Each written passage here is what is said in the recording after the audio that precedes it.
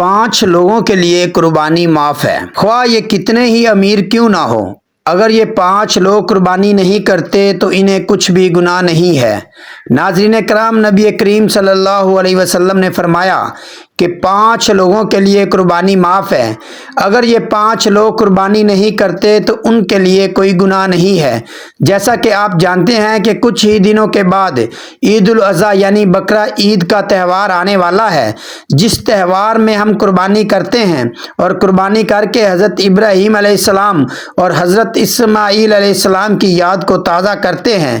اس دن اللہ تبارک و تعالی نے اپنے پیارے جلیل القدر پیغمبر حضرت ابراہیم علیہ السلام پر ایک بہت بڑی آزمائش ڈالی تھی، جس میں وہ کامیاب ہوئے تھے، اور اس دن کے بعد ہر مسلمان عید الاضحیٰ کے دن ان کی سنت مبارک کو پورا کرتے ہوئے قربانی کرتا ہے۔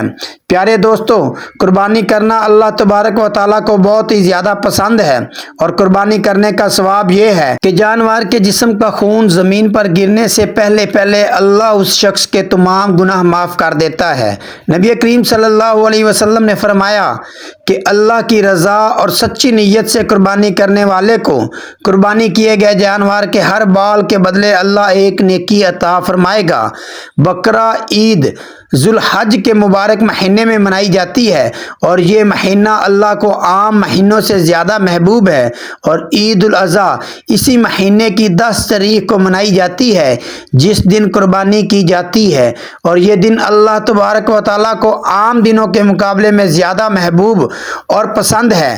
پیارے دوستو، جیسا کہ آپ جانتے ہیں کہ قربانی حضرت ابراہیم علیہ السلام کی سنت ہے، جس کو اللہ تبارک و تعالیٰ نے ہر مسلمان پر واجب کیا ہے، اس لیے ہر سال بقرہ عید کے موقع پر تمام مسلمان قربانی کرتے ہیں۔ لیکن آج کی اس ویڈیو میں ہم ایسے 5 لوگوں کی بات کرنے والے ہیں کہ جن کے بارے میں پیارے آقا صلی اللہ علیہ وسلم نے فرمایا کہ ان کے لیے قربانی معاف ہے، یعنی اگر یہ 5 لوگ قربانی نہ بھی کریں تو ان کے لیے کوئی گناہ نہیں لکھا جائے گا۔ اور اس کے ساتھ ہی ساتھ ہم آپ کو ایسے لوگوں کے بارے میں بھی بتائیں گے کہ جن پر قربانی کرنا واجب ہے۔ پیارے دوستو، بقرہ عید ذوالحج کی 10، 11 اور 12 تاریخ کو منائی جاتی ہے۔ اسلام میں عید الفطر کے بعد دوسرا سب سے بڑا تہوار عید الاضحیٰ یعنی بقرہ عید ہے۔ اس دن کو سنت ابراہیمی کے نام سے بھی جانا جاتا ہے۔ حضور پاک صلی اللہ علیہ وسلم نے ارشاد فرمایا کہ بقرہ عید پر قربانی کرنا ہر مسلمان مرد اور عورت پر واجب ہے، یعنی ایسے لوگوں کے لیے بقرہ عید پر قربانی کرنا لازم ہے، ضروری ہے، جن لوگوں پر قربانی واجب ہے، اور اگر وہ قربانی نہ کرے تو ایسے لوگ سخت گناہ گار ہوں گے۔ ایسے لوگوں کے بارے میں نبی کریم صلی اللہ علیہ وسلم نے ارشاد فرمایا کہ جو شخص قربانی کرنے کی حیثیت رکھتا ہے اور پھر بھی وہ قربانی نہیں کرتا تو اس کو چاہیے کہ وہ ہماری عیدگاہ کے قریب بھی نہ آئے، یعنی کہ ایسے شخص کے لیے آپ صلی اللہ علیہ وسلم نے اتنی ناراضگی کا اظہار کیا ہے، لیکن اس کے ساتھ ہی اللہ کے پیارے نبی صلی اللہ علیہ وسلم نے یہ بھی ارشاد فرمایا کہ ان لوگوں کے علاوہ 5 لوگ ایسے ہیں کہ جن پر قربانی کرنا واجب نہیں۔ اب چاہے یہ 5 لوگ کتنے بھی مالدار کیوں نہ ہو، لیکن پھر بھی ان پر قربانی کرنا معاف ہے۔ اگر یہ 5 لوگ بقرہ عید پر قربانی نہیں بھی کرتے تو ان کے لیے کوئی گناہ نہیں ہوگا۔ نمبر 1، آپ صلی اللہ علیہ وسلم نے ارشاد فرمایا، ایسا شخص جو سفر میں ہو، یعنی ایسا شخص جو اپنے گھر سے یا پھر اپنے ملک سے 92.5 کلومیٹر دور چلا گیا ہو، تو ایسے شخص پر قربانی واجب نہیں، پھر چاہے وہ کتنا ہی امیر کیوں نہ ہو، لیکن ایسے شخص کے لیے قربانی معاف ہے۔ لیکن ساتھ ہی ساتھ یہ بھی فرمایا کہ اگر ایسے شخص کو کسی جگہ جا کر 15 دن سے کم رکنا ہے تو اس پر قربانی واجب نہیں ہوگی، لیکن اگر اس سے وہاں 15 دن سے زیادہ رکنا ہے تو اس پر قربانی واجب ہوگی۔ اس لیے ایسے شخص کو چاہیے کہ یا تو وہاں اپنے نام سے قربانی کرے یا پھر اپنے گھر سے رابطہ کرے اور گھر میں کوئی بھی شخص اس کے نام سے قربانی کرے۔ نمبر 2، اللہ کے پیارے نبی حضرت محمد صلی اللہ علیہ وسلم نے فرمایا کہ ایسا شخص جو اسلام سے خارج ہو یعنی کافر ہو، کیونکہ نبی اکرم صلی اللہ علیہ وسلم نے فرمایا کہ قربانی کرنا ہر مسلمان مرد اور عورت پر واجب ہے، لیکن جو شخص مسلمان ہی نہ ہو تو ایسے شخص پر قربانی کرنا واجب نہیں، یعنی جس نے کلمہ نہ پڑھا ہو تو اس پر قربانی لازم نہیں ہے۔ نمبر 3، نبی کریم صلی اللہ علیہ وسلم نے فرمایا کہ بچوں اور مجنون شخص پر قربانی واجب نہیں ہے، یعنی بقرہ عید پر قربانی کرنا بچوں اور مجنون پر لازم نہیں۔ مجنون سے مراد ایسا شخص ہے جو اپنا ہوش و حواس کھو بیٹھا ہو، یعنی جس کو دنیا داری کی کوئی خبر نہ ہو، اس کو مجنون کہتے ہیں۔ تو نبی کریم صلی اللہ علیہ وسلم نے فرمایا قربانی کرنا بچوں اور مجنون پر لازم نہیں۔